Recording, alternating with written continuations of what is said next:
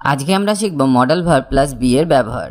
মানে মডেল ভার্বের সাথে বি কে ব্যবহার করলে কি হবে, বা মডেল ভার্বের সাথে বি কে কিভাবে ব্যবহার করা হয়। আমি চেষ্টা করব সহজ কিছু উদাহরণের মাধ্যমে এদের ব্যবহার আপনাকে শেখাতে, যাতে আপনি বুঝতে পারেন এবং শিখতে পারেন, আর যাতে আপনি যখন এদের ব্যবহার করবেন তখন যেন ভুল না হয়। তাহলে চলুন শুরু করা যাক। Will be. প্রথমে আমরা শিখব উইল বি এর ব্যবহার। আমরা সবাই জানি উইলকে ফিউচার টেন্সে ব্যবহার করা হয়। তো আজকে আমরা শিখব উইল বি এর ব্যবহার। যখন সাবজেক্ট নিজে কিছু করে না, তাদের সম্পর্কে কিছু বলা হয়, তখন আমরা উইল বি কে ব্যবহার করতে পারি। এবার চলুন উদাহরণের মাধ্যমে বিষয়টা পরিষ্কার করে নেওয়া যাক। তিনি অনুপস্থিত থাকবেন। He will be absent.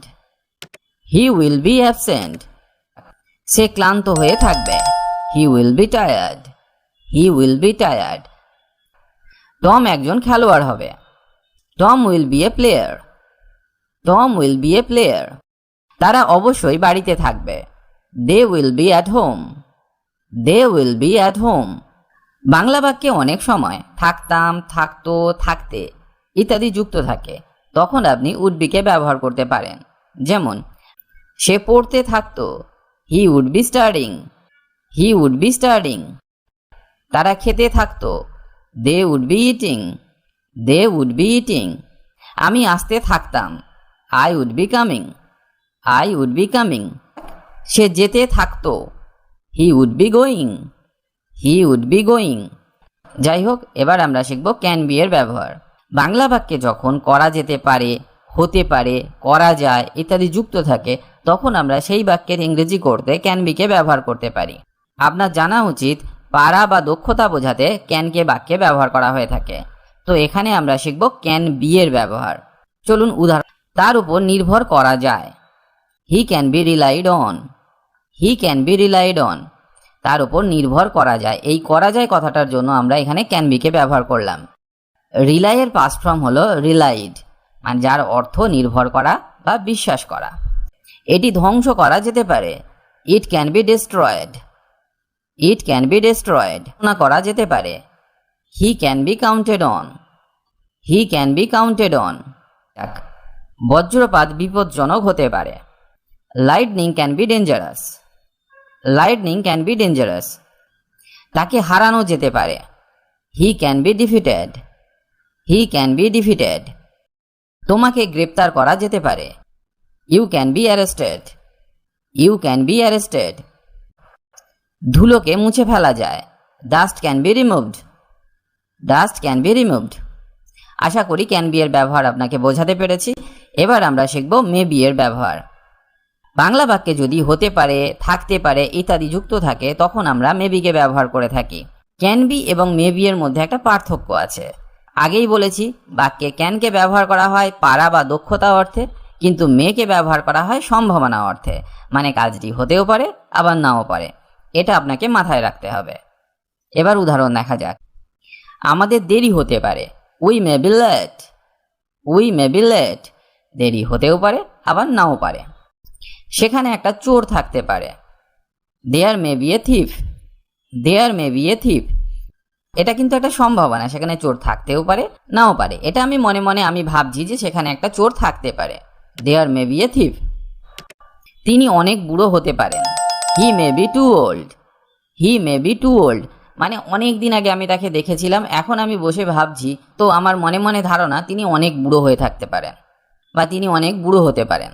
He may be too old. আমার ভুল হতে পারে। I may be wrong. I may be wrong. এবার আমরা শিখব মাস্ট বি এর ব্যবহার। অবশ্যই থাকতে হবে এই রকম বোঝালে বাক্যে আমরা মাস্ট বি কে ব্যবহার করে থাকি। যেমন তাকে অবশ্যই বাড়িতে থাকতে হবে। He must be at home. He must be at home.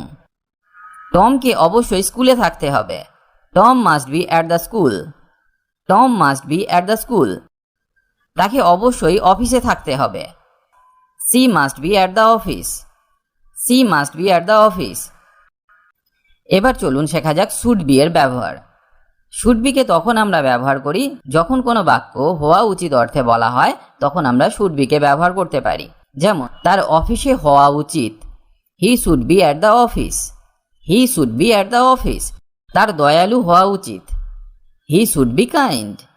He should be kind. আমাদের ভদ্র হওয়া উচিত। We should be polite.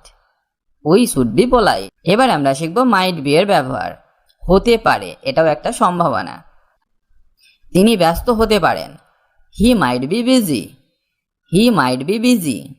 তাকে হত্যা করা হতে পারে। She might be killed. She might be killed. তাদের দেরি হতে পারে। They might be late.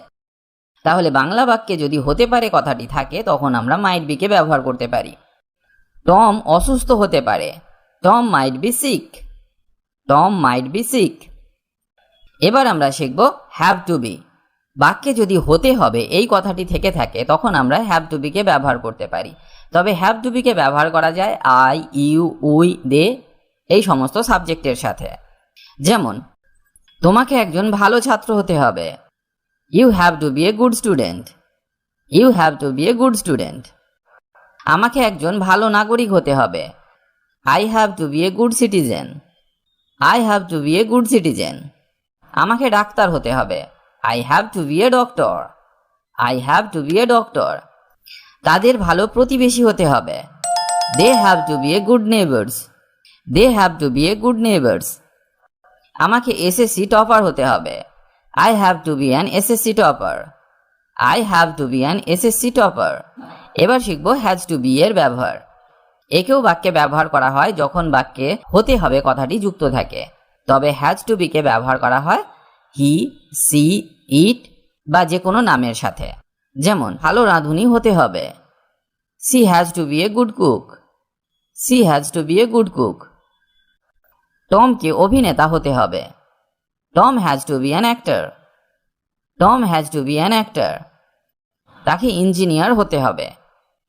He has to be an engineer. He has to be an engineer. এবার শিখব হ্যাড টু বি এর ব্যবহার। আমরা জানি হ্যাভ হ্যাজ এর পাস্ট ফর্ম হলো হ্যাড, অতএব had to B K past টেন্সে ব্যবহার করা হয়। হ্যাড টু বি কে সবার সাথে ব্যবহার করা হয়। যেমন I, you, we, they, he, she, it বা যে কোনো নামের সাথে একে ব্যবহার করা যায়। উদাহরণ দেখা যাক, তাকে ডাক্তার হতে হয়েছিল। He had to be a doctor. He had to be a doctor.